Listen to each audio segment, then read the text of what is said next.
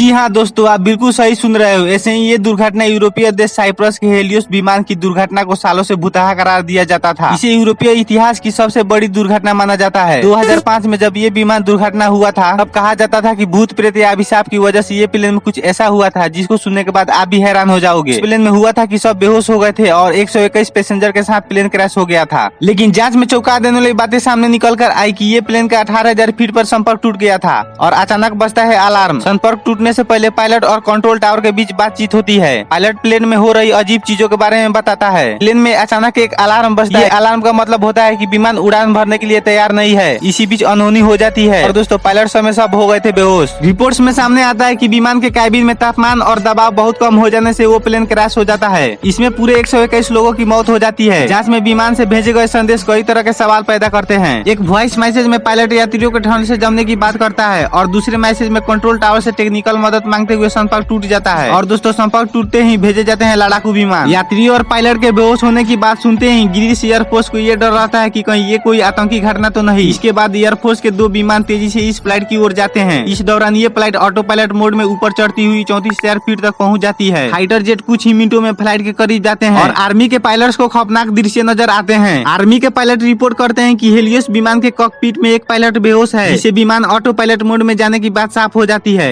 वहीं दूसरी सीट में को पायलट नजर नहीं आता है। इसके अलावा पूरे विमान में पैसेंजर बेहोश नजर आते हैं और ऑक्सीजन मास्क लटके हुए होते हैं। इससे साफ होता है कि विमान के अंदर कम दबाव है। फिर कॉकपिट में नजर आता है कोई शख्स। प्लेन के बाईं ओर मौजूद दूसरे फाइटर प्लेन का पायलट हेलियोस के कॉकपिट में किसी को देखता है। माना जाता है कि ये कोई फ्लाइट अटैक था। तत्काल इसकी सूचना कंट्रोल रूम को दी जाती है। एयर ट्रैफिक कंट्रोल लगातार हेलियोस से संपर्क करता है पर कोई जवाब नहीं आता। तभी प्लेन के बाएं इंजन में ईंधन खत्म होने से वो बंद हो जाता है। प्लेन नीचे की ओर जाने लगता है। करीब 10 मिनट बाद दूसरा इंजन भी बंद हो जाता है। एयरफोर्स संभावित दुर्घटना क्षेत्र के बारे में ग्राउंड पर सूचना कर देती है। दोपहर 12:04 पर विमान एथे से 40 किलोमीटर दूर एक पहाड़ी इलाके में दुर्घटनाग्रस्त हो जाता है, जिसमें क्रू मेंबर समेत सभी 121 लोगों की मौत हो जाती है। अखबार में लोगों की बेहोश होने की बातें भी छपती है, जिसे लोग भूत प्रेत से जुड़कर देखने लगते हैं, पर ये सच नहीं है। इस वजह से हुई थी दुर्घटना। सालों बाद जांच में चौंका देने वाली बातें सामने आई। बताया गया कि एक छोटी सी चूक ने 121 लोगों के मौत के घाट उतार दिया। एक दिन पहले इसमें खराबी सामने आई थी, जिसके बाद रूटीन चेकअप में इसको सुधारा गया था। लेकिन चेकअप के बाद प्रेशर सिस्टम को मैनुअल मोड से ऑटो मोड में नहीं लाया गया था। इसी कारण 18,000 फीट की ऊंचाई के बाद विमान के अंदर प्रेशर सिस्टम फेल हो गया था और ऑक्सीजन की कमी से लोग बेहोश हो गए। यही पायलट के साथ हुआ था। काफी देर पायलट की रिपोर्ट नहीं देने से विमान ऑटो पायलट मोड पर चला गया और ईंधन खत्म होने से दुर्घटनाग्रस्त हो गया। दोस्तों लाइक शेयर एंड सब्सक्राइब के लिए नहीं बोलूंगा, बस इनके आत्मा की शांति के लिए रिप जरूर लिखना। मिलते हैं किसी नए टॉपिक के साथ। अब ले जय हिंद जय नेपाल।